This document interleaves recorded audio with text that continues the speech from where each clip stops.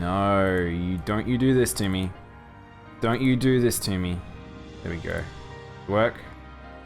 There we go.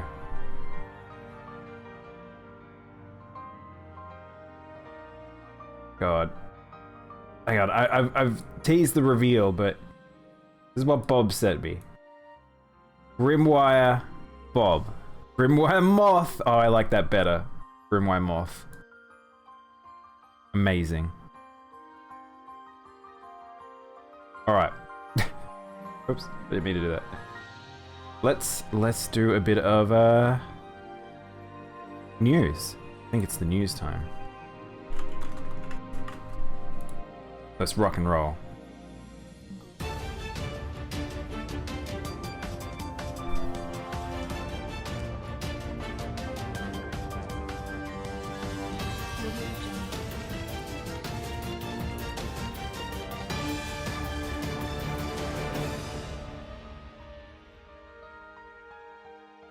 Man, it's gonna be weird doing the news eventually and may not like have Monsanto music and stuff going on in the background. I'll have to find like good like like music in the background, like news style music or something. That's what I think I should be doing. Something a bit more legitimate rather than just we've got the Monsanto music. Man, I should totally write that down. Anyway, it's time for the news, everyone. So first up, Resident Evil Village. I think it's out. I think either the demo's out or is it out? I'm unsure. Anyway, if you've never watched Japanese ads or Japanese promos for games, Monster Hunter ones are really good. There's some really fucking fun ones, and what they've done here is they've made little puppets, these weird little puppets, and made like a full just like animation. It's a bit strange, so if you like a bit of the weird, this is like 3 minutes, so I'm not going to play the entire thing, but if you guys want to check that out, I'll give you guys a link. It's kind of quirky, kind of fun, so go check this out. I'm in love with, sometimes like, look at how I think there's something about Japanese Gothic, like that, how they do the cartoony, cutesy Japanese Gothic. It's just so my jam. Like, look at that. If you've ever watched Soul Eater or read Soul Eater, you kind of know what I'm talking about. And by the way, Soul Eater is made by the people who make Fire Force, which is a currently airing anime. It's out in British. Wait, I've forgotten names. I only remember Selma's too. Well, I'll let you know Selma's when we get to Pokemon. What about the Undertale music? That sort of news. What's the Undertale music stuff? It comes out according to Mori, according to Google. Oh yes, yeah. I saw some influencers have already got it. Some Australians might have it already then. So I saw Lick Nuke playing it just before I started streaming. That might be what I saw. So perhaps it's already out. But yes, if you're a Resident Evil fan, you're probably already on top of this. But if you haven't seen this animation, it's very cute. Alright, so with a fun little one out of the way, today is actually going to be a lot about news. There's a lot of big business. A lot of big businessmen doing business things in business land with business plans. And all of it's pretty fucking gross. Anyway. If you guys have not heard about the controversy currently going around Activision, they have been forcing a lot of the teams over the past few months towards working on Call of Duty Warzone, and in particular, the one that's now like arched people up is you guys have probably heard of this company, Toys for Bob. They're the team that made the Spyro Skylanders. They did the remakes for Crash Bandicoot and Spyro, and they did really fucking good job. They are an amazing team. Their work is stellar. However, being owned by Activision means that they can put them where they want on what projects they want. And they have decided that they want to put them on Call of Duty. A team that has made cute, childlike platformers has been put on a gritty shooter. The staff are not happy about this. So now, supposedly, some people have been laid off after this, like the change happened. Apparently, a whole heap of people have walked out and have just left the company. This is awful. This sucks. I do not like Activision. I have not liked Activision in a long time, but this particular action sucks because Toys for Bob had done such an amazing job with bringing back the identity of the 3D platformer, childlike 3D platformer, to just everyone. People loved those remakes, those remasters for both Crash and Spyro were so good. We were in such a good place. And then this happens. Like, Crash 4 was like a pretty liked. Like, for a returning IP, they did a good job. So this sucks. This really sucks. But hopefully they go on to work on new things, but it's hard to say at this point. It's just a bit rough. But I don't know. Unfortunately, we're in the realm of like AAA big business, EA, Activision, Ubisoft. They're just gonna do what they want to do. Not sure if you read it in Chaos, but I had a dream where you did a face cam stream and you weren't a Palico. Care to comment? No, I would not care to comment, Summers. The funny thing is, like, one day I may not be a Palico. That might be the truth of it all. If you want one or two news things, I don't know if you covered, Valorant is going to implement voice recording or all whoa! That's kind of fucked, Bob. I don't know if they should do that. I guess that's to tackle toxic people and they can report people properly or bring criminal charges. I don't really know the point of that, but that's kind of dodgy. They should be careful about that. IGN is changing Humble Bundle. Oh yeah, so I will probably cover this stuff. We've got quite a lot of things. I didn't grab the Valorant one. I didn't see that. I grew up with Skylanders. They made the Tony Hawk game for Wii. Yeah, no, I didn't really know about them too much until I started hearing how good the Skylanders games were, and then they did those remakes, and it was really good. This is just very sad news, unfortunately. To strike down toxicity. I mean, COD already does it. Really? Oh man. Yeah, you have to be really careful about that. I'm gonna be honest. It's a slippery slope. So Epic will actually rule a lot of the news today, just FYI guys. It's a lot of stuff came out via like court case stuff and just acquisitions and all this stuff. But we'll start with this one. Epic Games now owns ArtStation. Now, if you're an artist, you're probably well aware of ArtStation. It's one of the biggest like organizational, professional platforms to promote artists out there, and that's crazy. These guys are huge. They're like a really big company, and they have some very, very, very big names that use it as their sort of portfolio location for their work. Like, if you look up there, a lot of artists that work in the games industry put their shit up there. So, and a lot of... the other thing that's probably a little weird about this is ArtStation is also a place where you'll find a lot of concept art from various games is now up there. So if ArtStation does own any form of IP ownership within that, means that anyone who wants to promote their promotional pieces for like their portfolios or anything cannot put that on ArtStation, otherwise it may be owned by Epic Games. So this is a weird one. I'm not sure if this is necessarily good or bad. I like it just because I would like Epic Games to have more access to some fantastic artists and give more back and forth between the two. But very likely it will cause some weird, strained relationships between artists and their art distribution for like a place like that. Guys, famous singer Lady Gaga was going to be a Fortnite. What? What does that mean, Selvers? The intention for the recording is only to archive the account until it's reported and check the recordings. Still not something I want happening, but yeah, I think it's a funny thing, Bob, because I'm not a toxic person online. I'd never go into voice comms. I hate the voice comms with randoms, but I think they need a way to tackle it. I don't know if that's an appropriate way necessarily, but I'll put it this way: if you've ever worked in a call center, or you've called through to a call center, you have probably had the recording that says your calls will be recorded and can be called back for whatever reason.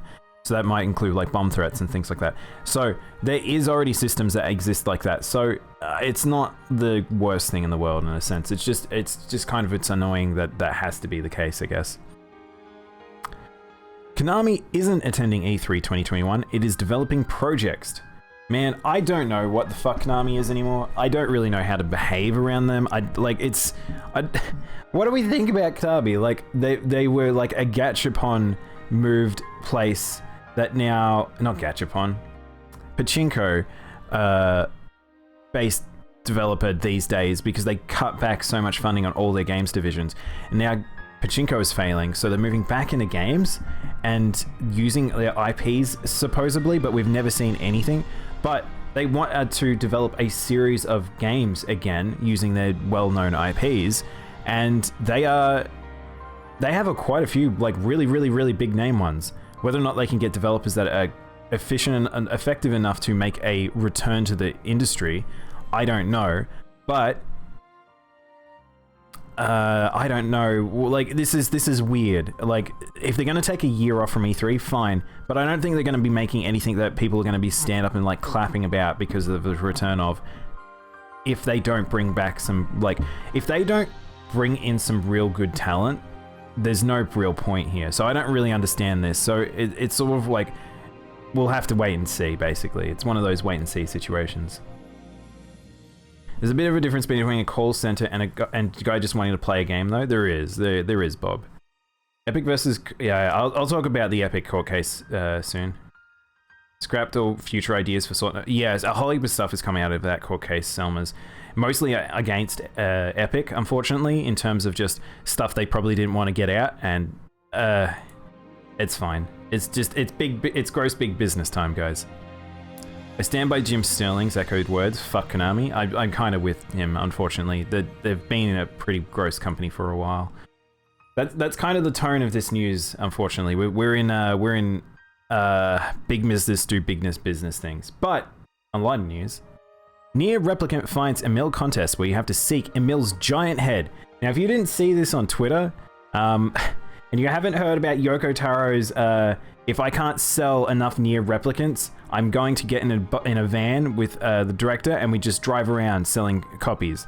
I think he might be doing that. I think Yoko Taro might be getting in a van.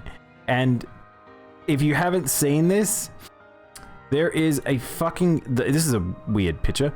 There is a van that is going around places in Tokyo. I think it was in... We saw it in Akihabara and a few other places. But it's basically Emil's head just on the back of a truck that's just driving around Japan. I don't really know the purpose of it, but if you point it out, something happens, I guess. But I'm surprised they don't actually have the Twitter picture of it in thingy. But if you haven't seen it, you've probably seen it on Twitter. But this is just, I think this is just amusing. They want to bail on games. They want to focus on Pachinko. They've already done that. They failed that though. And now they're coming back to the games and with their tails between legs. If they don't bring the heat to deserve to be pulled over by big... And the thing is, Bob, like, they have quite a few IPs. If they sold the IPs off, they probably would be fine. Like, they could move away from the space, but it sounds like they just want to try and hold all their cards and not play anything. So, I don't really know. We'll see with Konami. They're a weird organization. Japan big game industry is very weird. I think a good example is look to Sega. Sega is one of the strangest, in my opinion. The next Nier Reincarnation collaboration involves Drakengard 3. This was really fucking big if you're a Draken Nier fan. This is essentially additional content tying the series that brought into creation Nier back into itself. Drakengard 3, or Dragoon as it's known in Japan, that's pretty fucking cool. Zero returning, there's new art, like this is pretty cool. So I'm super, oh god, the song.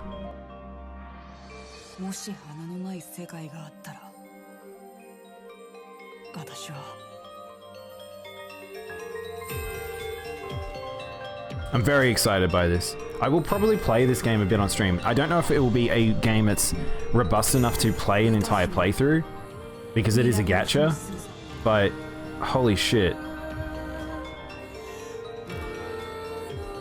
There she is. There's our swearing girl. Oh, I didn't realize this before. So I saw the artwork I didn't see in this trailer. She actually has, I've forgotten the name of the dragon. Chat, help me up. I've forgotten the name of the dragon. Mikael? But like, look, he's there and he's small. He's in Bab form. And I saw some art. Yeah, Michael or Mikael. He's in Bab form again. There's some really cute art of him. But, I'm excited. I kind of want to see how this game goes. Sinnoh Alice was okay. But, I don't know. The fact that this is just straight up Nier and has Nier lore, I think I'm going to be way more into this one. But yeah. We abbreviate it as DOD. Most people actually do abbreviate as DOD. Dragon Dragoon. I'm hearing the final song. I know. I actually was going to play it during, before we started Nier Replicant, but I didn't end up doing that. But, continuing talking about that game and whether or not I will play it. Nier Reincarnation English localization is finished. The localization is finished, chat. It means we will be playing new Nier content, not including in Nier Replicant, soon. So, I don't know when it will be coming, but that's pretty fucking awesome. I'm very excited. I hope the game is fun. I hope the story is engaging. Again, it's way more of a game than Sinnoh Alice is in a sense, just because it's like, there's environments, there's walking around, there's lots of stuff. So, you know me, I'm very into this series, so I'm more than down to play a bit of Gacha on stream. And it'll be fun. But back to news, back to big business. Sony announces Discord integration into the PlayStation Network. Now, is this the reason why Microsoft dropped purchasing Discord? Did Sony muscle on in at the same time to not purchase them, but organize a partnership? This was very strange timing. Like, the fact that this just happened off the back of the Microsoft stuff is really strange. And I don't really know to what degree this might be. Maybe it's Discord will now be hosting the services for voice chat through them rather than it being via the PlayStation's integrated network. Like, unsure. But yeah, this is interesting at least. Discord's getting pretty big and powerful and noticed, and I think they've earned it. I think the weird step into selling games was a bit weird, but them focusing on them being what they are makes way more sense, and I am so down to see like this platform just grow. From how it sounded, it seemed like Discord dropped negotiations after rather than Microsoft. Well, that's the thing. But the thing is, did Discord drop it because they already knew about these plans with Sony? Like, did they have a partnership planned with Sony and be like, hey, we'd be okay with being purchased by you guys if you let us do this Sony organized integration, which Microsoft and Sony probably would not have been happy about that. And Sony would be like, we're not going to do the partnership if you don't do that. And Microsoft's like, oh, well, we're not going to let you do it either. Like, who knows? But it's just interesting timing that these two things have incurred. But yeah, we'll get into Sony and big bucks soon, though. Epic paid devs nearly $12 million for 9 months of Epic Games Store free games. So, if you guys have not been following, and again, I do like Epic Games, and I know that they're trying to muscle in the industry, they need to though, please. You need to understand that they need to. Steam has such a stranglehold over the PC market that Epic needs to do this, otherwise they do not stand a chance. This is not like Humble Bundle where they're like, they can kind of pseudo-exist. This isn't like good old games. Epic is trying to battle for a proper AAA space, and they are doing it. They are effectively doing it. People do recognize them as a platform, and some games do have their exclusivity on there. And I know some people are upset about how they've been going about their practices, but they do good for the industry, for making it so it's not non-monopoly anymore, and also for the fact that the company is giving stuff to devs. They're helping devs. That is $12 million to various games companies. That's a fuckload of money that Epic is just going and giving away. Just so you all know. And I can't stress that enough. Now, we will probably talk a bit more about Epic and whether or not some things they're good, some things they're bad, but this is big business, so, you know. But I do think that that is a good thing. Flipping back though, Sony charges developers for cross-platform play, court documents reveal. From sound, it seemed like Discord... oh, I already read it. So, now, if you haven't been keeping abreast of the situation with Epic versus Apple, there is apparently also another thing that's come up now that through a lot of the Epic investigations that are happening via this court case, turns out Sony is doing something we pretty much knew what was happening. I mean, I kind of already knew this was happening due to contacts I have, but what's funny about this is, like, it's one of those things where, of course they were doing this, and this is a problem, and we were hoping that in the industry that this would get muscled out over a few generations. Now, Nintendo, Microsoft, and even Steam and like the PC platforms were trying to dissolve this crossplay problem.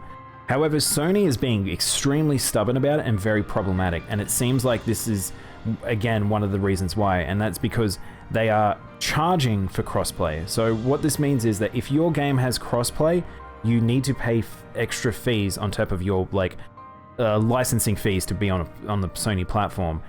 And that's pretty gross. It kind of makes sense, but it's like, I very much doubt that they're probably paying something relevant to how much it costs to run services cross-platform. So, Epic doing support for small-time indies is always going to be good, but on the large, I think Epic can get stuffed. I mean, I honestly, Epic is too important to this industry. I think that Apple can get stuffed. Like, Apple has no right on any stakes within the games industry with just what they've done over the course of 2 decades. But Epic has done a lot of good. Like, nothing can take away from the fact that they are the best engine and distribute to engines, and the fact that, like, they haven't said because you have a game on Epic platform, you've made it on our engine, you have to do it on our platform. The fact that they have not got like licensing agreements where it's like you have to, they can choose where you can basically put your platform. Like, there's a lot of stuff that Epic could do that would be really gross that do not. They understand that they should be supporting devs, and they do. Like, I know from a consumer point of view, there's a lot of people that are very upset about them, but I want them to lose. I want them to both get roiled up and spank each other. They kind of both need it, honestly. I think a lot of big companies do need that, but like, I think that Apple needs it way more. I want Apple to lose. I want Apple to crash and burn. Epic owns Fortnite, and I don't care about Fortnite and all that, so it's like, if they lose their revenue around that, that would suck just for how much extra support they can give to other things. But I don't think it would be as impactful as I think it would be more impactful for Epic to lose that sort of funding and stuff like that versus Apple being a shithead. Hey Princess, how you doing? Welcome on in. Apple is a lot worse? Yeah, 100%. Again, big Epic news. Epic expects Epic Game Store to be profitable by 2024. Now again, chat, I want to talk about the fact that they keep giving money away. They keep using their platform to try and make it so they have a space. They are fighting for it. That means that the Epic Game Store is not currently profitable. This means that they're not going to be profitable properly for fucking 2 more years, 3 more years. That's insanity. That's so much money. They must be making so much money to be able to self-fund the Epic Game Store for so long. That's so expensive. But I don't know. This is one of those things where it's like, again, big business do big business plays. Speaking of Fortnite, would you be down to... No. Salmers, don't make me put you in the timeout corner. You just finished class, how are you? I'm doing pretty good. We're just doing some news. I've got some tea here. I'm just enjoying myself while we figure out how fucked the industry is. Doing the math, if Epic have their way with Fortnite transactions not being cut into a third-party distributor like Apple, it'd be profitable by 2023. So I don't know if you saw, Bob, I don't know if I talked about it last week, but supposedly the percentage of Fortnite revenue on the App Store, for the Apple App Store, versus, say, PlayStation and Xbox pales in comparison, and PC pales in comparison. I think it was like only like 2%, but that 2% was still somewhat sizable. So yeah, I think again it's a weird thing because I never thought Apple would be making them that much profit. But the fact that they're fighting back, I just like the Epic's fighting back. I don't like that. I don't want them to be walked over by Apple, and the fact that they're fighting back and putting all this information at risk is really fucking ballsy. Like, must be a reason they are doing this, and I am not 100% sure why, but they are fighting hard for this. And it's like, well, they don't want to back down for some reason. There must be some reason that they're doing this. I really wanted to get a Victory's Battle Royale with the Palico, man. Man, I don't think I could ever play Fortnite. I don't think there's no will in me. I mean, okay, all right, hang on. The one thing that interests me about like playing Fortnite is the fact that there is Sentinels, like destroyed Sentinels with Wolverine. That was the only thing I saw. I'm like, all right, that's pretty fucking cool. I don't like Wolverine with a gun. That's really stupid. But the landscape of having destroyed Sentinels, that's pretty cool. I just wish it wasn't Epic. Epic has their head so far up their ass, and it's too much, and seeing them win would undoubtedly make Tom Sweeney cram it up further. It's true. I need to turn that off. I keep forgetting, Bob. I do need to.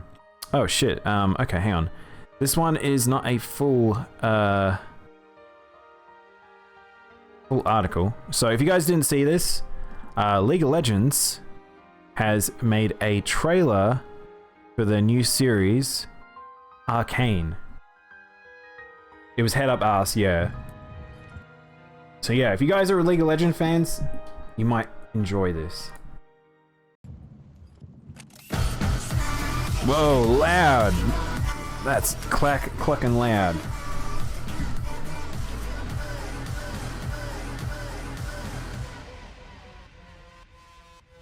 Yeah, that was a way short trailer. I'm fairly sure there's a longer trailer. Hang on, chat.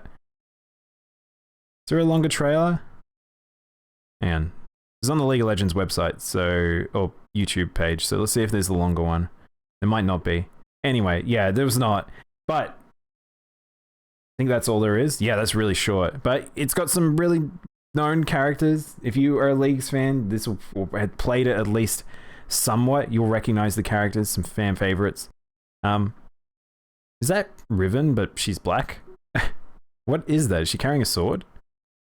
I have not followed Leagues in a long time. Long time. So, I liked League of Legends back in the day, but that's Senna? Oh, is that the wife of the guy, like the shooting guy? But he's got like it's the one that was inside the lantern of the skeleton man. Yeah. Okay, I kind of remember her. What was the... what triggered it? Oh, yeah. Senna is a waifu. She was trapped in a lantern. Thrash, yeah. I played Thrash a lot. Fuck. He was fun. I played a lot of good tanks. Like, I mean, I played... Tryndamere was the character I played probably the most. You can understand why. But there's some really fun characters in that MOBA. I got triggered by auto mod by Dinosaur once. Yeah, I know, Selmas. That was so weird. I need to turn off the auto mod. It's so stuffed right now. Mundo's best boy. Mundo's old. And now you've now got like, hang on, League of Legends roster. That typing was terrible, but. I'm gonna look at this later, chat. I'm gonna look at this later and tell you which ones I recognize. I mained Mundo. Mundo's he's the professor guy and he throws an axe. Is that him? Cleed? Cleed. Alright, more news. So, like I said, the Epic versus Apple thing has dragged out so much information into the light, and Epic is bleeding information. I wonder how many of these companies are pretty fucking pissed about some of this information getting out. Epic versus Apple trial surfaces Walmart's rumored Project Storm. So if you didn't know that this was a thing, Walmart was looking at making a streaming service for video games called Project Storm. And I guess it was real. I didn't think it was real, but I guess it was. And now I guess it's out in the open. I don't know if it actually was ever gonna, or maybe Shit, was this actually revealed by Apple? Oh, it might have been Apple who like pulled this out. I thought it was Epic. Interesting. But yeah, no, this was kind of just weird news. I wasn't expecting this. Hey, Lily Ruka Knight, you have been marked as a VIP, but I don't recognize your name. Someone has changed their name, I see. Welcome on in. Yes, I used all his kit used health and mana. Ah, that's right. Yeah, because he was one of those health tanks. What do you know about rolling down in the deep? When your brain goes numb, you can call that mental freeze. Thank you for that, Selmas. Very deep. But yeah, this was kind of weird news. Hang on, I'm gonna move this here so it stops popping up. So May the 4th happened. Now, if you're a Star Wars fan, you know this date. I don't care that much about Star Wars anymore. I used to be a bit decent Star Wars fan. I used to know quite a lot of the lore before they burned it to the ground. But May the 4th saw a trailer for Biomutant called May the 1st.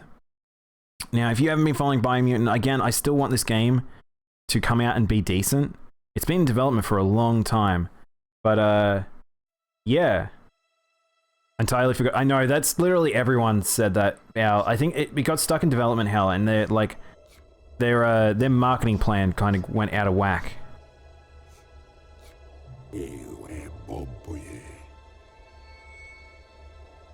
That weird adjustment of the camera there.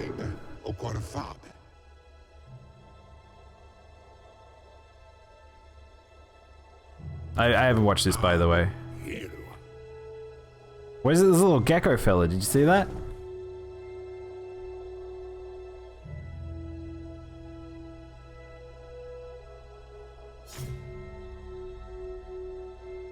Is this like based on the one of the trailers for Star Wars?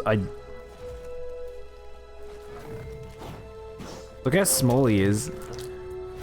I wonder if you can change the size of him, because so if you guys don't know, Biomutant is a game where you're supposed to be able to change the size of your character, not the size of your character. You change your character how it looks by taking in different mutations and things like that. So you can give yourself different arms, different legs, different head, and you try and change your weapon style, your fighting style based on a lot of that stuff. That was what made it really interesting, but the game expanded in scope so fucking much that I don't really know what it is anymore, and hopefully it's not really generic now, but its art style's kind of strange, but there's something endearing about it that I do want to check out eventually. It's a parody of The Rise of Skywalker. Oh, okay, so it is. I thought it might have been one.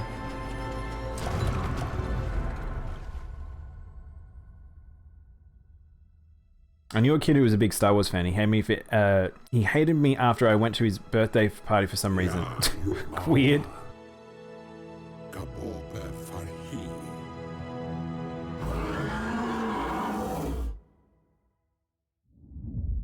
Alright, that was a bit weird. That was a bit of a weird trailer. I'm sure Star Wars fans geeked out about that, but I don't know how many people would have actually. But I'm excited for that game, so hopefully that's coming out sometime soon. As for another thing that's interesting, I have not watched Made in Abyss. I will make it clear, I have not watched Made in Abyss, and I do want to check it out. It seems like it's pretty good, but I was not expecting this. Made in Abyss will be getting a game on the PlayStation, thank you for the host, Al. PS4, Switch, and PC, and it will debut in 2020. And the screenshots look pretty nice. Like, Salmers, thank you also for the host. But yeah, like the art style looks pretty nice. I don't know who's this developed by. Who is this developed by?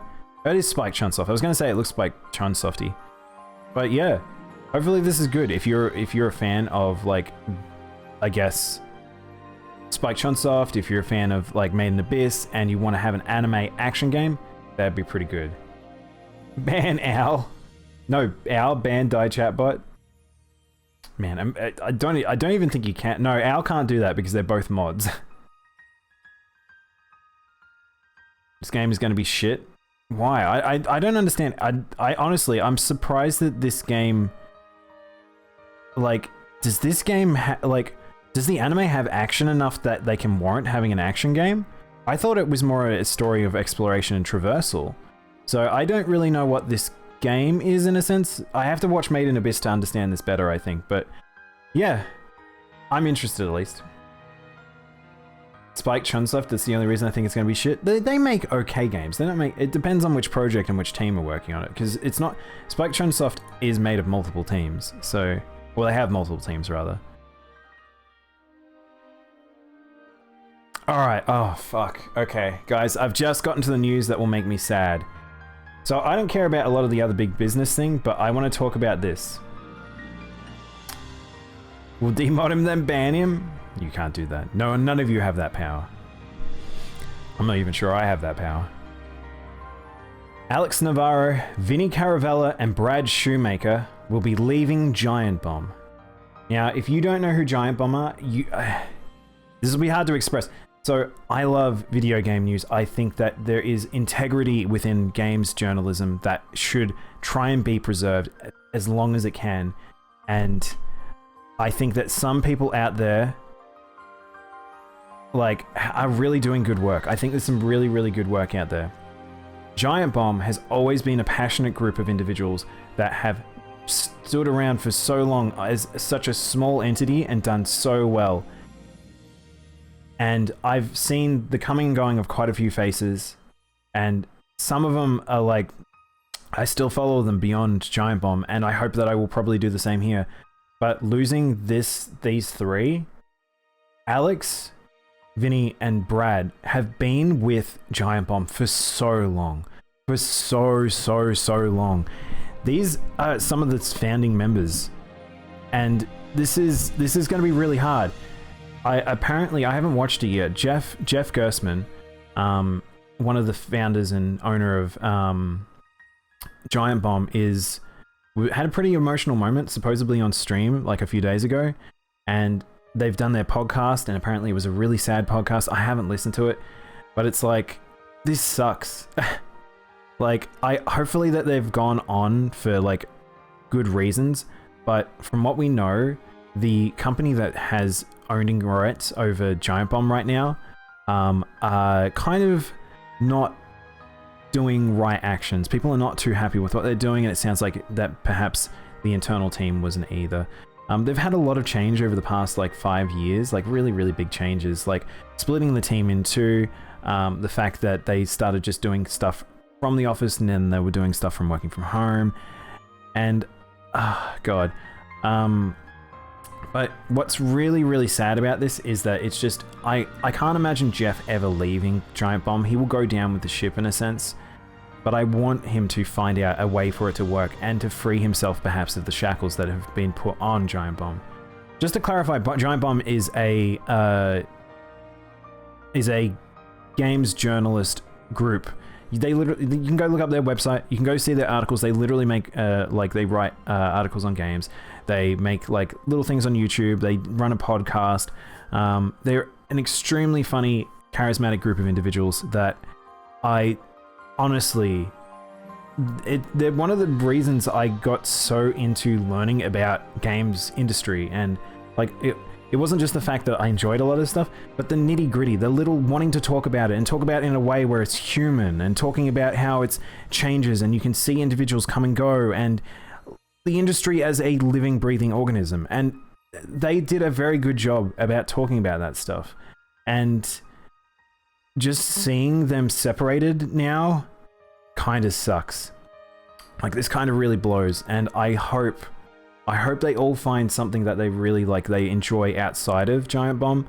Like, Vinny is probably going to go spend more time with his family. Alex, I think, might be doing the same, and I don't know. Honestly, I'm not sure where Alex is going to go, like if he's going to stay in journalism. Brad probably will, but Brad probably will go on to just...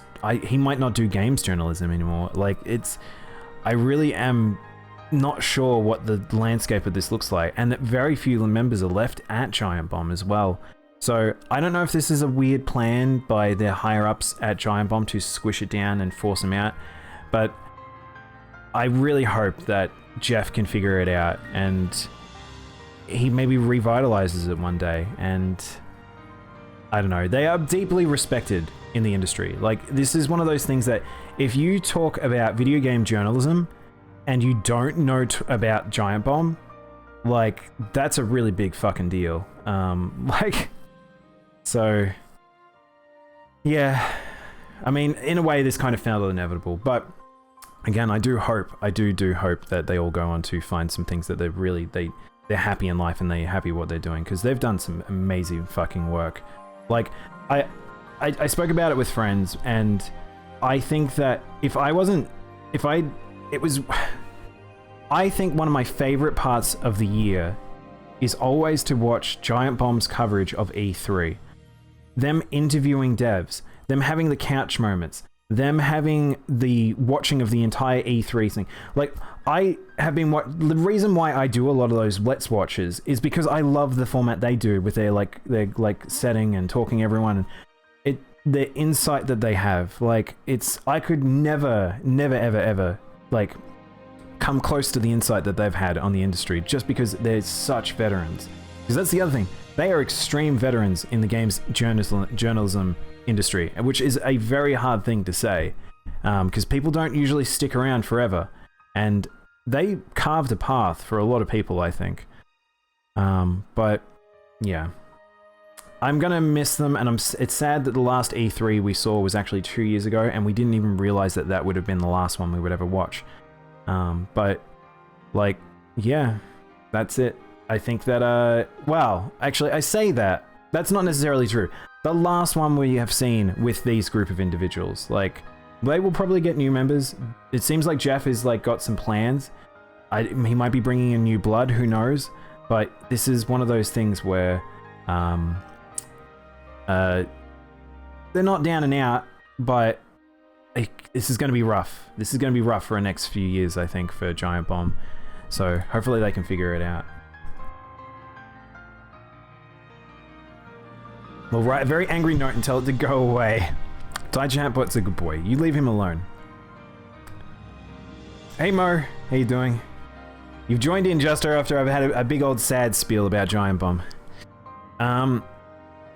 6 additional staff will leave Stadia. Oh my god, another group of people leaving, but this one I'm actually okay with, because fuck the Stadia, I don't care. It's bonkers to me that Google is still pushing this platform when it's really just chewing money. Now, these are also very high up individuals related to the Stadia stuff. So I don't know what this project is anymore. I don't know if it's like they've kind of got ghost staff on it or what, but yeah. 6 very high up staff have left. The Giant Bomb news is brutal. I never watched them, but it was so sad to miss. Yeah, Mo. I followed them for years. I followed them for so long. I followed them back when they were in the tiny office and they shared with the makers team, the one that were those. Man, go find old videos like that with the crew when they used to basically share. They shared a place with a whole heap of journalists from like various different industries in this like undergroundy sort of area. It was really strange, and they had like the guys that were the makers team that work with Adam Savage and stuff like that back before they got like decently big on the internet. Yeah, he's not absolutely a good boy. He's the best boy. What are you talking about, Selmers? In fact, I wish I could reward DaiChatbot. But yeah, on the opposing end, I don't really care about the Stadia team leaving in a sense. Like, good luck to them in a sense if they can figure out a project that'll work, but the Stadia, I think it was just cursed to begin with, so we'll see. Gamescom 2021 will be a digital event and free. I think this is a good move. I don't know if how E3 is going to handle itself in terms of presentations fully, but Gamescom being upfront about the fact that they want to be digital and free, still good in this time frame, and the fact that Gamescom has done a bit of this before already, totally fine. This is totally good. This is good for the industry. Gamescom generally is very for the industry, and I think that it should be fun. It was a little sad that it was a little light this last year, so hopefully they get some big names that'll like appear and bring some good things to the table, because yeah, unfortunately last year was a little bland, but that was kind of the industry overall though, so yeah. More digital. Another year of digital. That's okay with me. It makes it easy for me to watch over and talk over. This article seems to have not loaded. There we go. Nintendo's Game Builder Garage helps you make and share games. If you didn't watch this trailer and you never played Labo, sit tight. So if you didn't see, Labo actually was an interesting thing because it was you made your craft, but you also had a sense of programming and you made games. But check this shit out.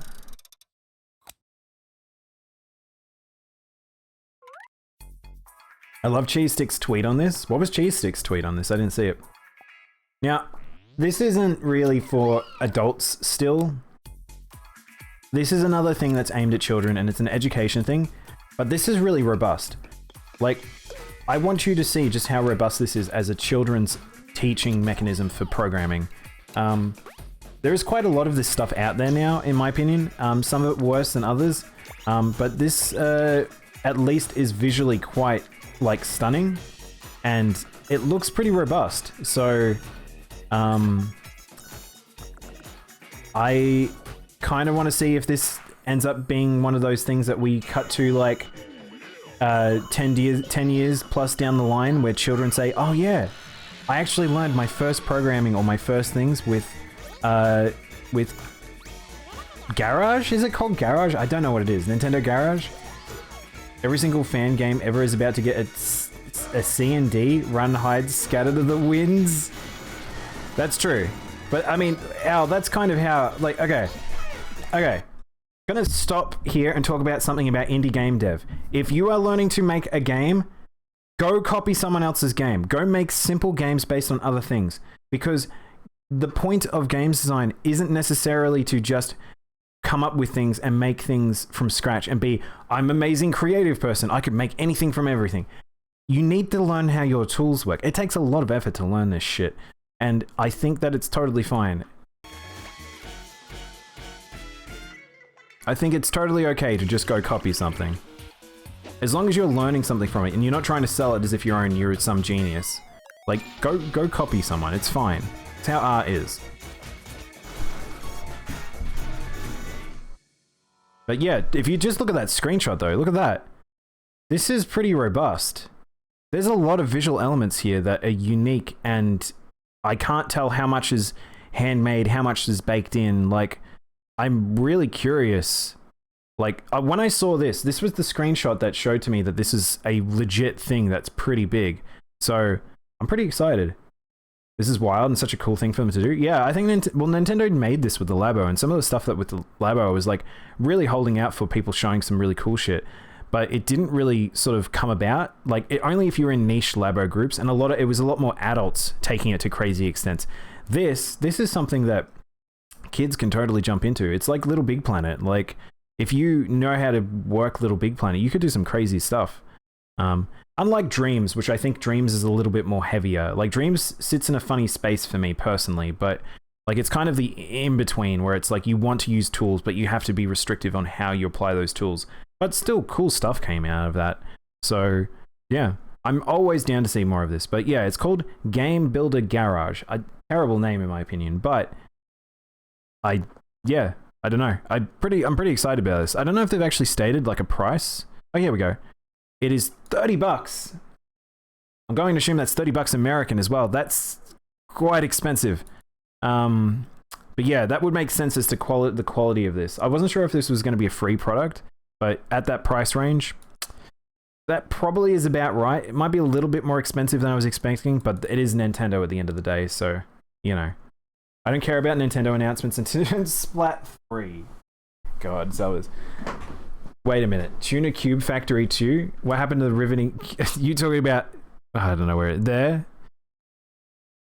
But yeah, I think I'm pretty cool with this. I always am for good tools that teach people, basically. Alright. Here's another piece of news that I'm going to talk about that is games industry related, but a big deal for us. So, Australia introduces tax breaks for games. And not just a little. It's a 30% tax relief. That's really big. That's really, really big. This is something that has been tried to push for the past 10 years. I think it's probably been about that or more. Now, if you don't know, the games industry in Australia kind of sucks. Our government does not support us really that much. We're very lucky in Victoria. We've had a lot of grants. We've had a lot of support. But it's hard because it's only limited. Like, Victoria is not probably, I would say, the biggest moneymaker that can funnel things into the industry.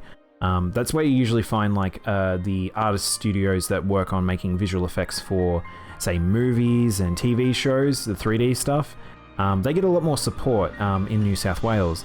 But for some reason, Australia will always support movies and TV shows before games. And it's very strange. It's one of the reasons why the big industry vets, like when Atari was here and quite a few others. There was a game bust that happened probably like probably about 10 years ago, probably more than that now, where it kind of really fucked over the games industry here. And it's been recovering steadily since then. The work from the indies and the studios here that have done really, really fantastic work, like with such constraints, is great to see. I mean, we've got EA here, but they don't. I don't know how much they help the rest of the industry here. But hoping, like this is going to make a pretty big difference here, and we might see some of the big industries take notice again and maybe move studios back here, and that would be such a big deal. That would be such a big deal for us. Not to mention the growth of other studios that are already developed themselves here. So this is pretty cool. Again, this is one of those things, this is very much sort of Australia games people news, but it does have a flow on to the rest of the industry, because there are a lot of games that people love that come from here, and they can grow even better. You might see them produce bigger projects because of this. We might start seeing some more closer to double to AAA projects again. So yeah, this was really big news. You guys have no idea how big this was in the games industry, Australian games industry sections I was reading. It's just, everyone's pretty fucking happy about this. So yeah, we got like a big win, really big win. Humble Bundle rolls back plans to remove charity sliders. I also just realized we've been doing the news for a while. I must have had a lot of news, or we've talked a lot. Humble Bundle rolls back plans for... So if you guys didn't see, Humble Bundle actually wanted to change how their sliders worked. They wanted to remove sliders and have these static situations for how much you can give to a charity, how much you give to a company, how much you give to Humble Bundle. And the percentages they were saying kind of really pissed people off. And I kind of agree. I thought that was a bit gross. But yeah, they took a step back with that. They realized people weren't happy about it. And yeah. We heard everyone loud and clear that they apologized the way the changes were rolled out. So I don't know how. It sounds like they still want to have those changes, but we're not sure how they're going to approach it. So doesn't mean we've necessarily fully won. They're going to keep it forever, but just be aware, Humble Bundle is not happy with how the revenue situation is right now for them. So yeah.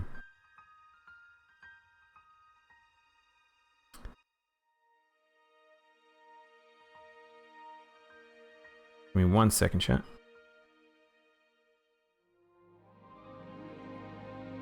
Tencent in talks with US committee to retain Epic and Riot stakes.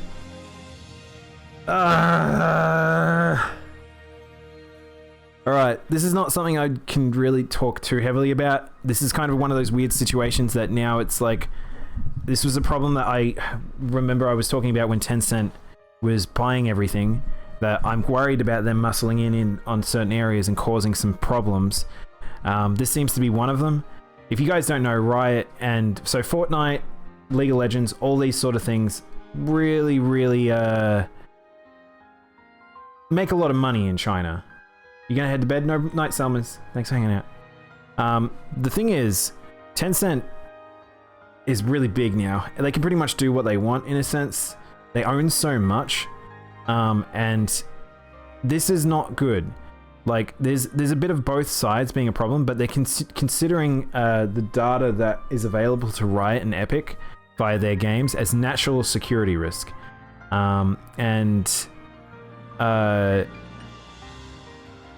Like, oh god, this is where we're going to start to get a lot of muddy stuff, and this is where purchases from things cross country and regions and things like that will start causing problems. Yeah, the negotiations include risk mitigation measures, so Tencent can keep its investments, but routers will not be able to learn details of set measures. So this is very much a big old law jargon situation, and I'm not going to go too heavy into it because I don't know all the specifics, but yeah, we're probably going to see more of this over the next few years, especially with more purchases by Chinese-owned companies and stuff like that, so yeah. Not really what else I could say about that one. Nintendo Switch sales have reached 84 million units. The Switch selling crazy high, which is super cool. This console is doing very well. I really do hope we are looking at seeing a next generation for the Switch, because as it stands, it's a very robust console that is really resonated with people. This is the Wii 2 that Nintendo were looking for, and I think they figured it out. They're really on the ball, and I just hope that improvements to the hardware, the software, and the concept go forward, and we don't see a sudden change in the next platform. But really, this is what we want. Dead console though, Keck. Wait, which one? The Switch? But yeah, I think this is pretty cool. Resident Evil launch trailer. So I probably don't know if I don't know how long this is, but this is the English version of the trailer. I haven't watched this. It's only 30 seconds, so let's check it out. So again, warning, it is a Resident Evil trailer. There's nothing to fear. Where's Rose? Where's Rose? She's everything to me. It's baby. It's gonna be weird. This looks so Bloodborne. I just can't get over how much this game looks like Bloodborne. Go on, rest now. I actually don't. I kind of want to see what this game looks like. This is the only Resident Evil that has a thematic area that I'm actually been super interested. The other one was Resident Evil 4, and those two seem that and this seems to have a very like connection in terms of like its visual style. So I'm kind of down to clown with this. So I might watch some playthroughs. I probably will never play this game, but I think people are already playing it right now. I think Lick Nuke was playing it before I was streaming. So if you guys haven't gone and watched Lick Nuke, maybe go check him out if you really want to go see some Resident Evil. And I think quite a few other streamers that I know are playing it too. A man who is into a bit of gothic.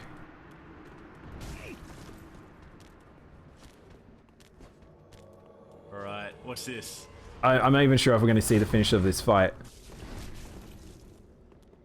The Dark Souls god, Lick Nuke, as he chases down some dude. Dark Souls PvP. Oh, damn. Get wrecked, bitch. Nintendo appointing the Despicable Me studio head. More business, but this one got weird. Nintendo appointing Despicable Me studio head to board of directors. I mean, this is not really news. It's like this guy's just the head of the studio head from Despicable Me to board of directors. It's really all it is. It's like he understands, I guess, creative child space media. Like that's really what this is. But I just thought it'd be funny because of the fact that it's Despicable Me. There was a lot of pictures around with it.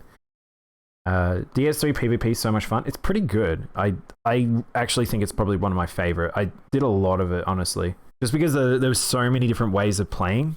Versus, I think the other Souls games probably kind of sucked in that regard for PvP. There was a lot of the same shit over and over. The World Ends Club Switch demo available everywhere. I want to play this. If you don't know what this is the team from making Danganronpa and AI Siminium Files, and I've forgotten the name of 999. But yeah, so if you haven't seen this game and want to do a murder mystery, let's do a murder mystery. Well, it's not even a murder mystery. This one's like, I don't even know what this game is now. And supposedly this is the demo that... are tasks or missions that you have to do. So this is like trapped in a school and you're gonna die if you don't do things. They're other people's tasks. We're suspicious of each other because we don't know each other's tasks. The first person to complete their task is the sole winner. The winner will be rewarded with Damn, that kid's got a fucking deep voice in English. They're meant to be like 10, and that guy sounded like he was like a 30-year-old man. The time limit is 1 hour. If there's no winner when time is up, everyone loses. It's a dead end. If that glass breaks, the ocean's gonna come flooding in. Yeah, you're trapped in like a weird amusement park school thing, and you've got to escape. But the thing is, the demo is very long and ends completely different to the actual game. There is 2 versions of this game. The demo is worth playing supposedly because it is actually like a full-fledged game that's like, it's short, but it tells a different story, which is very interesting. So I want to play it and see where it where it goes into. It's also NIS, which I kind of want to go support them. So yeah, if you guys haven't played this, maybe go check it out. Feels like Dead by Daylight or the Home Sweet Home Survive. Wait, which one? The explanation? Oh, okay. Yeah, I don't know if it's not really Dead by Daylight. It's like, it's more like Danganronpa from looking up from the outside in. Sony facing lawsuit over monopoly on digital PlayStation sales. Oh my god, big business. Like I said, this is big business day. Sony facing a lawsuit over monopoly. Now, we were talking about how they were doing the crossplay stuff. Now it looks like that crossplay stuff is actually evolving into something else, which is now monopolyism, and that's against US law. So, looks like they might have a class action lawsuit on their hands if they're not careful here. So, yeah, that Epic and Apple lawsuit, dragging everyone down with it. And I think Sony might actually need a slap on the wrist, honestly. I love Sony for a whole heap of things they do have done with the industry, but they are getting a little too big for their britches, and they need to be brought down a peg. And of all the ones that in the industry that probably do need it, Sony probably do need it. So, don't know how this is going to play out, but if they don't stop their progress forward of like just being very stubborn about how the industry is, then they might get in a little trouble, hopefully. FTCs has looked into Epic's handling of children's personal information. Oh god. Okay, so Federal Trade Commission, because of the Epic Apple lawsuit, again, this lawsuit really has just spiraled out of control, is now we've got information on children being investigated, because video games have a lot of information. You guys, if you play an online game, you would be surprised just how much you can actually detail and how much is actually stored. So that's why there's a lot of terms and conditions, but those terms and conditions can't cover everything, unfortunately, and that's why the Federal Trade Commission is looking into stuff. Epic might be starting to get to a point where they've bit off more than they can chew, because it's starting to reveal cracks in the video game industry that, like, law has not been able to keep up and could cause a whole heap of problems. So this has just been, I don't know. I feel like Epic is going to lose the battle, and they have to step down at some point in some situation. But they've revealed so much stuff at this point that it's like, what does this even turn into anymore? I don't know. But yeah, wasn't expecting to read this one, but here we go. More big business. This time, it's mini business. Square Enix, Gearbox, Sega, and more confirm E3 2021 presence. So basically what this is we're getting more people at E3. And yeah, right.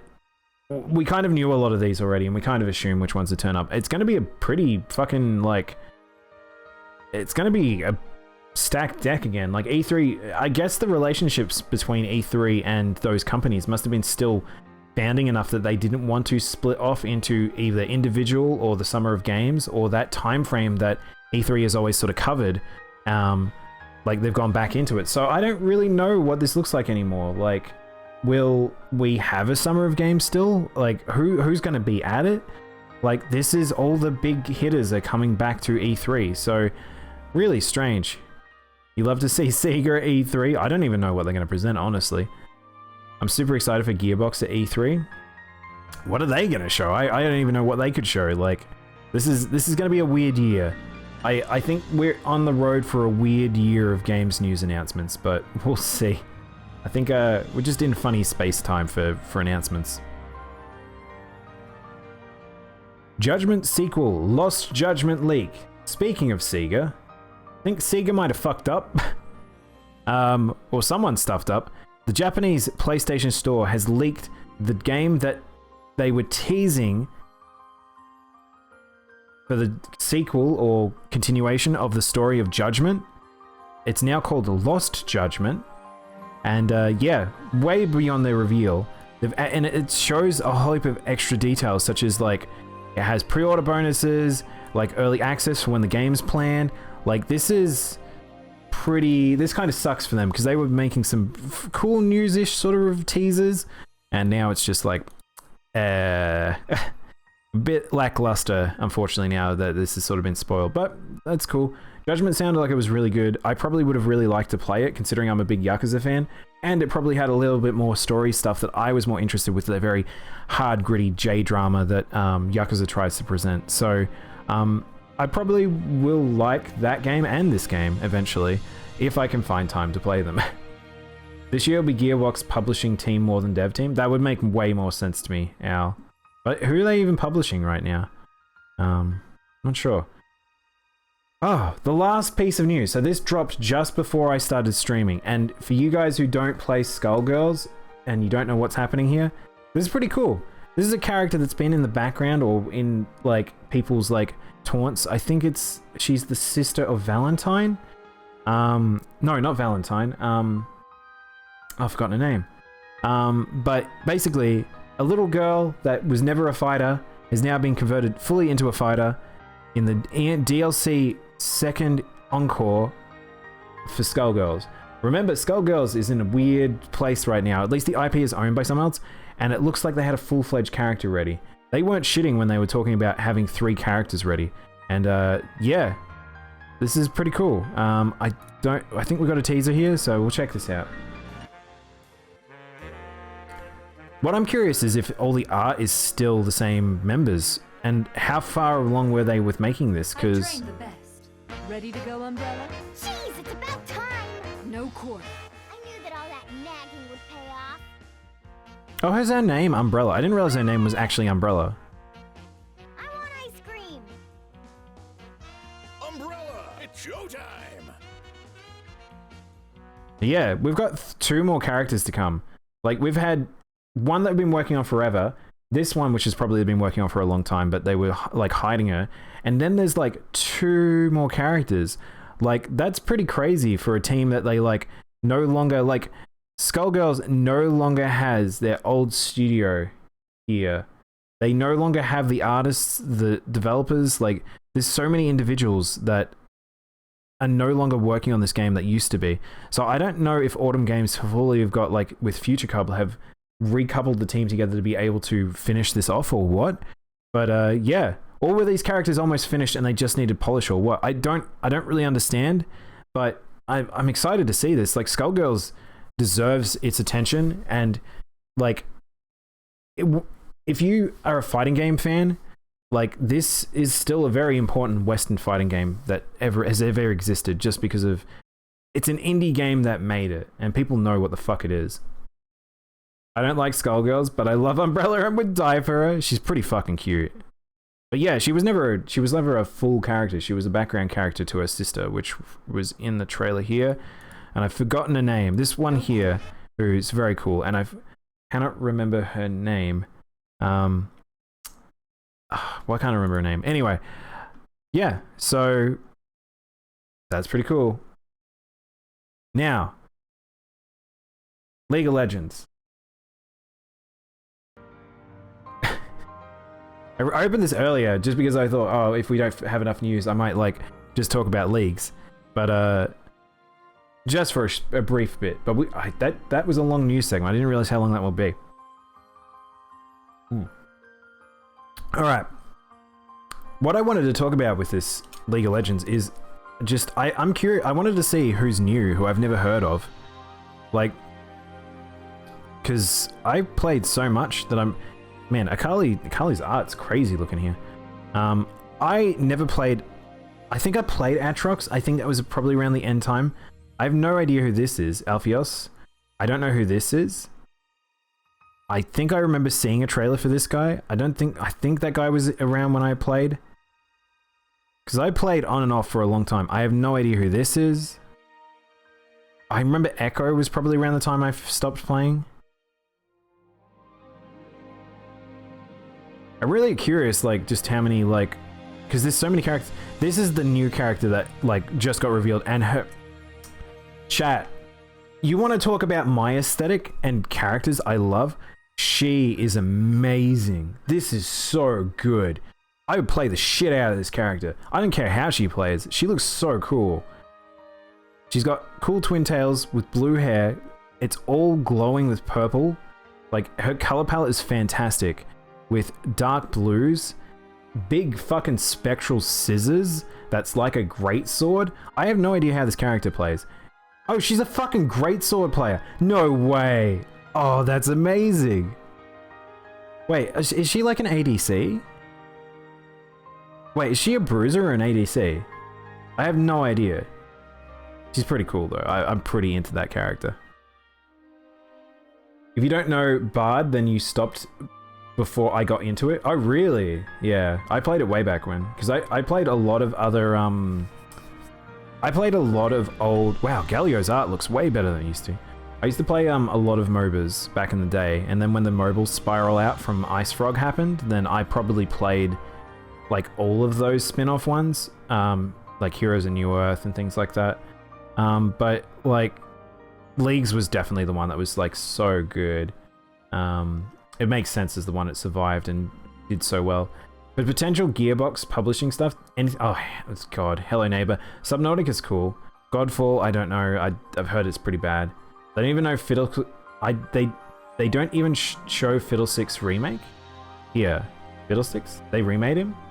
She's a top laner. Oh, so she's a bruiser. Okay, cool. I haven't played in weeks. Why look at Fiddlesticks? What do you mean? Why do I need to look at Fiddles? Do I come back to Dota? No, I played Dota 1. Fuck Dota 2. I hate the art style of Dota 2, Mo. I know you love that game, but I really don't. Something about that art style rubs me the wrong way.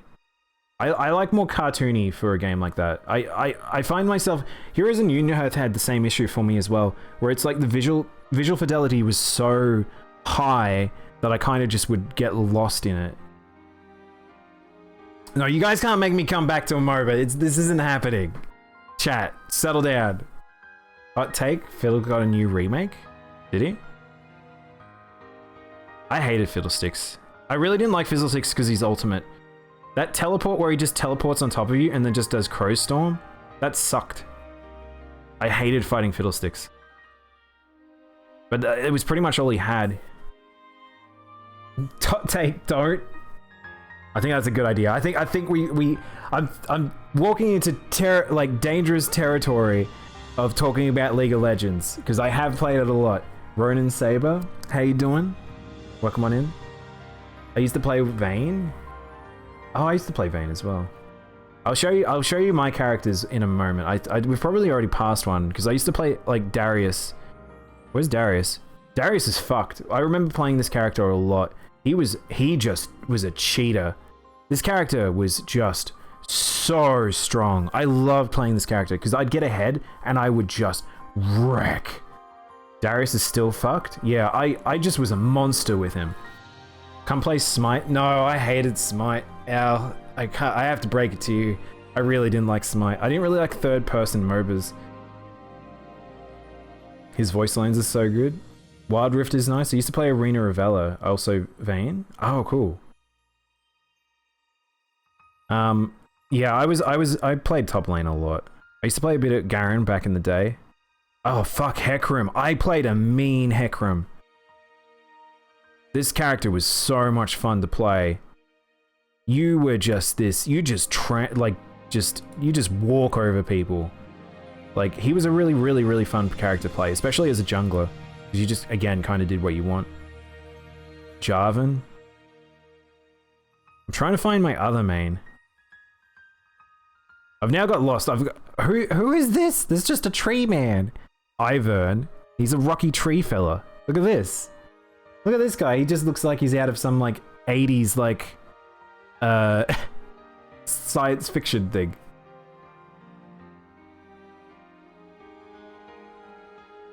Third person MOBAs can be fun. Played a bit of Smite and Paragon until they destroyed it. Yeah, I just don't think that they're like my thing. I don't know what it is. I love third person action games, but there's something about third person MOBA that just didn't click with me. I think it's just because the level of information that you've sort of given is very like you become very corridor, whereas top down allows you. It's still the RTS thing where I like to see like a lot of this stuff. What did I say? That didn't. Oh, what? What did you say? What? What's this?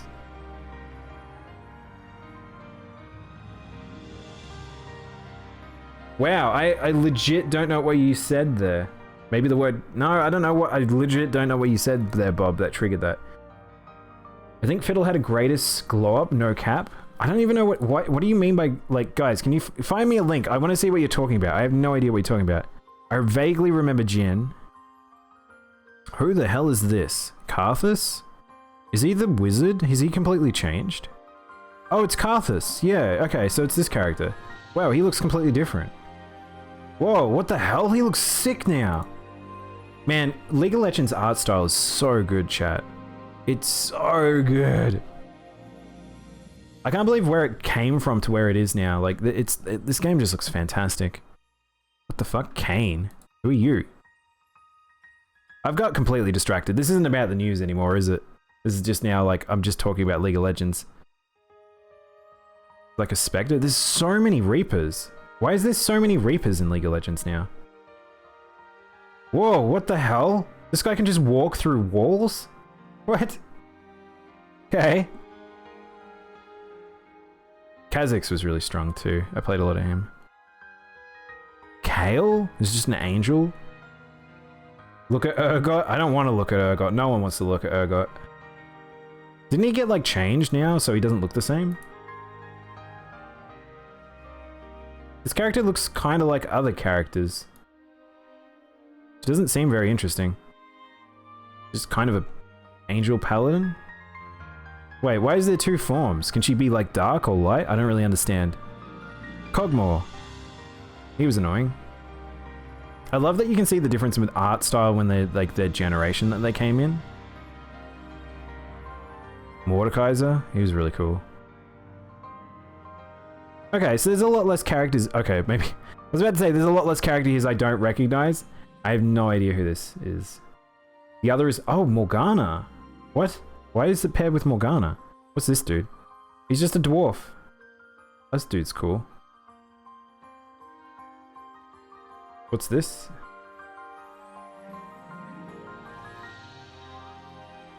Whoa! That's terrifying. It's like the art for Fiddlesticks now. That's terrifying artwork. They're sisters? Oh, really? When you get down and look at him, Swain, I love my DILF. Oh god, Swain. Swain is like one of the original characters too. Has he changed too much? Who the hell's Rakan? I cannot get over... There's so many characters in this game. It must be so hard. There she is. There's so many characters here. Rel, is this person on a mount? There's so many characters that I don't recognize here. What the fuck? This is just like a J-pop girl. We've got an anime girl. Samira? Set? Is this... Oh my god, is there like a furry boy here? What is this? Alright, so by the way guys, this is like my true main. Riven. Riven is so much fun. Riven destroys. I love playing this character. This is the character I played so much. Oh god, she's a really fun character. I don't know if they really changed her at all. She looks kind of the same just from clicking on this. Riven's your main, but you gotta unfollow. She's got a big sword. She's got a big rune sword. And she stuns people and then she just eats you. That's the best part. She just runs to you, stuns, and then just eats you. So good. And she has some pretty good skins too. So there's a person with a mount. Is it just a person with a mount now? There is two. Her hitbox must be huge. Seraphine gives me depression. Who's Seraphine? This character. What is this? She's a songstress. She's just K-pop. They made a K-pop character. Oh my god, is she just like another... So she's a healer or a protector. Wow, this like this must be hard to look at when you're in a team fight. She's got so many visuals. Holy shit. Okay. Now look at this boy. Look at this. This is like the most furry bait thing I've seen in a while. Seraphine, get around my face. I love you guys are so heated about certain things about this. I mean Teemo. Man, Medic, no one can complain about any character here if you want to talk about meaning Teemo. Teemo is the ultimate in just troll characters ever. I used to play him all the time. He is so powerful. So powerful. If you know where to put your mushrooms, and like, especially at lower ranks where people don't know really where to look, and if you can trick people so easy, you can turn an entire game with like a Teemo mushroom. Hey Rosary, how you doing? Damn, you're looking kind of like a sexy teacher. No, we're not sexy teachers, we're news presenters. But look at this boy. Why is he called the boss? Has he got claws? Okay, so he's just a bruiser. Oh! Dude, look at that ultimate. That was sick. Hang on. He's gotten an Azuna drop? This dude has an Azuna drop as his super. That's pretty cool. I wasn't really into him till I saw that. Singed, Sona. Silas? What is this?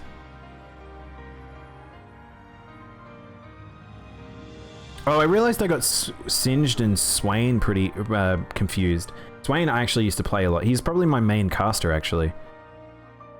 Or one of them. What the fuck is Tarek's art here, please? I realized what category have we set ourselves a category today? We didn't even set ourselves a category, so that's good work by me. I don't even know what the stream is set as at the moment, but we're in just chatting for now. I promise we'll get into Pokemon after I've looked at this. I literally I wanted to look at this. She's a lass who utilizes high-tech crystals. Oh, okay, cool. Ironically by the riders. He's a mafia boss. Don't touch that filth known as Silas. What the fuck is Silas? What is this boy? What, is he just the jailer from WoW? What is this? Oh, is he like a mini version of like Pudge? What? This character's not very impressive and he doesn't look very good. Is he like just a bruiser? Like, he doesn't look really interesting. This is really bland. For a character that looks like that, I thought he'd be cooler looking. That's really boring. Tarek is a sussy boy. Tylia is voiced by Futaba. Oh really? That's cool. He used to be Lux's mentor. Wait, Silas? He's a fucking bastard. High damage mage assassin.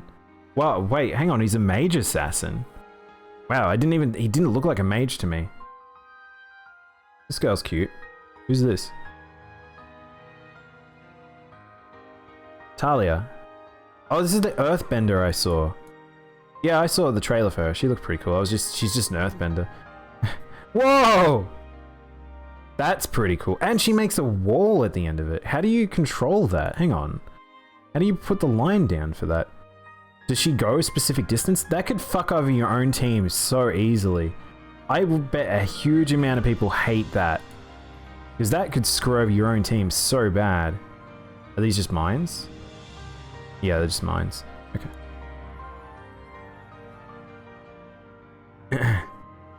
High damage mage. He does funny steal. Crime was existing. Get Talia out of here. She's hurt your soul. Check out Allurion if you haven't already. I'll go back up. Oh, chat, I lied. Remember I said about my main? This is my OG main from the start of the game. I completely lied. Riven is the one I want to be better, and she's really strong. But, I kind of kind of played a lot of Tryndamere, like a lot of Tryndamere. This character was... I still consider this character super broken. You could do some stupid shit. That ultimate, Tryndamere's Lust Battle Code is so strong he can't die. Unless they nerfed him, if you spiral out of control, you could team kill easy. Because all you need to do is recognize when you were about to take too much damage and bait out a CC or two, and you're fine. You just eat the team. Yeah, this character was really good.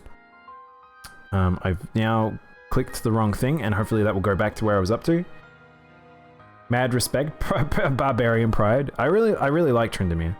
Twitch was my actually Twitch was my not Twitch. Twisted Fate. This is my favorite caster. This is my favorite caster here because I love Gambit. If you guys don't know how much I love Gambit from X-Men, Kinetic card. Yeah, holy shit. I really like Twisted Fate. And pulling yellow card into blue card, really good. Or was it red card? I can't remember. I think it was yellow card to stun, red card to burn. Blue card was explosion. But yeah, really cool. And also getting the perfect deckhand roll with loaded dice. Oh, whoa, they've changed him? No, hang on, where's the random crit?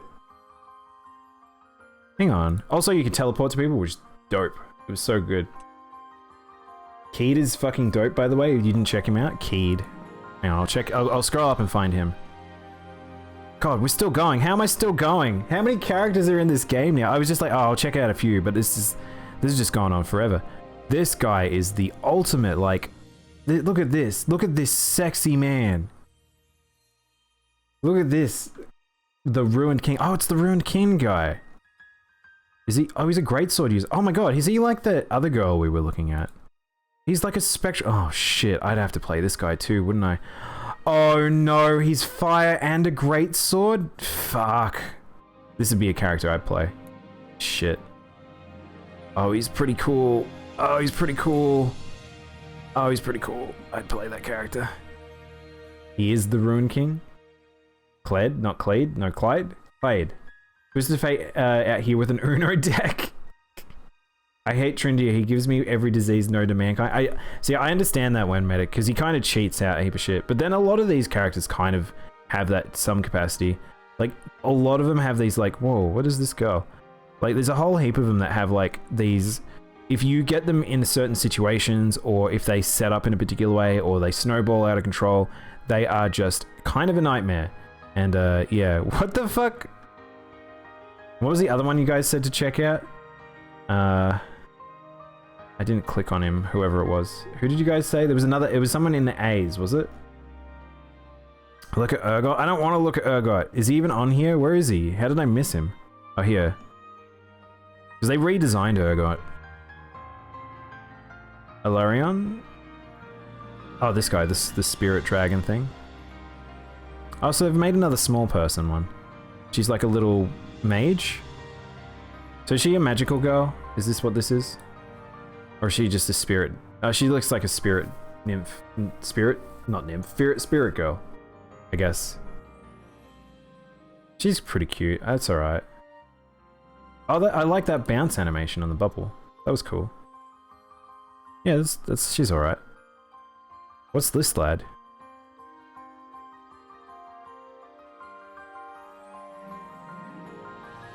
Interesting.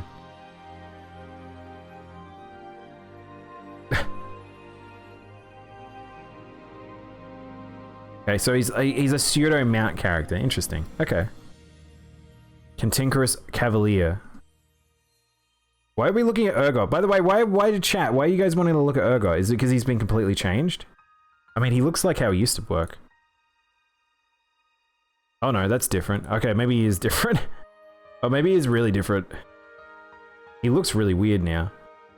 You can easily see which way he's front facing it now too. That's interesting. Huh. Let's look at the Spirit Dragon. Spirit Dragon, and then we're done here. Urgot has a shotgun. Zoe is my newest main. Oh, really? She looks pretty cool. I like her. Everything revolves about giving her giving people her hurt Q? Oh, giving people with her Q, right. Shotgun fucking knees. God. So this just looks like the Spirit Dragon from WoW. Like, there's so much where it's like, I watch League of Legends, and it has such a... They have such a weird connection to Blizzard and Warcraft, because of the fact that Dota 1 is Warcraft models. 99% of them are Warcraft models. But then you have, like, characters that come out in this game, and they just look like recently created World of Warcraft characters that have been converted into League of Legends characters. Which is not the worst thing, but like, this is like I mean, it is at the end of the day, he's just a Chinese spirit dragon, but he's a Chinese spirit dragon that looks like a celestial, which is essentially the dragon from the Mr. Pandaria expansion. So, look at his passive. Stars orbit Allurian's soul, dealing magic damage when they hit the enemy. He's a giant space dragon that makes stars. Oh, okay, so that he's always got that around him. That's pretty cool. I assume those don't hit too hard. Do they scale with magic? If they don't scale, they're not very good, but I assume, like, look at Urgot's passive. What was Urgot's passive?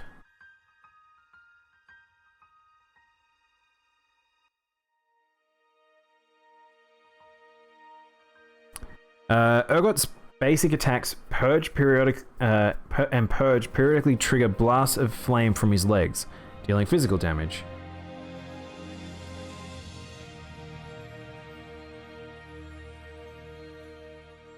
Or wait, was it his E? They scale with magic and he sends out stars with his W. Oh, that's cool. I like that. I'm not really a caster main though. I never really played, like, I played casters alright. I mostly played top lane carry and ADC mostly. I didn't really like mid. Jungle's okay, but Urgot changes in a direction, shielding himself, trampling his enemies, and he catches an enemy. So it's kind of like who had the grab that can throw back? I'm trying to think. It's Volibear had it, Singed has it. So it's kind of like that. I don't think Urgot didn't used to have that, did he? Wait, hang on. Didn't Urgot used to be an ADC, like, or something? I don't think he was a bruiser, was he? I remember him in bottom lane. Either I have that or no one played him enough that I can't remember. Anyway, I don't know how we got into this full, like, League of Legends discussion, and it's a weird end to the news, but we're meant to be doing Pokemon, but maybe we'll do Pokemon for a bit, and then maybe we'll do Monster Hunter, because I was going to do Monster Hunter today, but we were actually a lot closer to 2 than I realized. So, I'm a setup Pokemans.